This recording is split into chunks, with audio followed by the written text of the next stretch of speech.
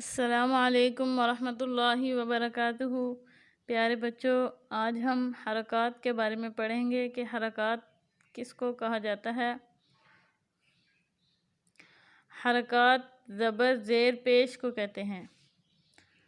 زبر ہمیشہ حرف کے اوپر ہوتا ہے، زیر ہمیشہ حرف کے نیچے ہوتی ہے اور پیش ہمیشہ حروف کے اوپر مڑا ہوا ہوتا ہے۔ اس کی 4 قاعدے ہیں۔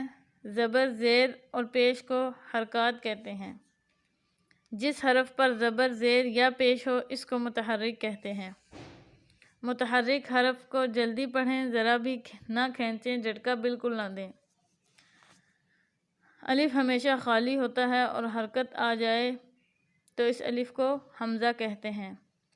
یہ نیچے زبر کی مثالیں ہیں، جیسے حمزہ زبر ا، ہا زبر ہا۔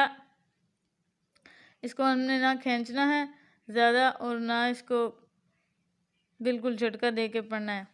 عین زبر ع، حا زبر حا، غین زبر غ، خا زبر خا، قاف زبر قا، کاف زبر کا، جیم زبر جا، شین زبر شا، یا زبر یا، ضاد زبر ضا، لام زبر لا، نون زبر نا، را زبر را، طا زبر طا، دال زبر دا، تا زبر تا، صاد زبر صا، سین زبر سا، زا زبر زا، ظا زبر ظا، ذال زبر ذا، سا زبر سا، فا زبر فا، واو زبر وا، با زبر با، میم زبر ما۔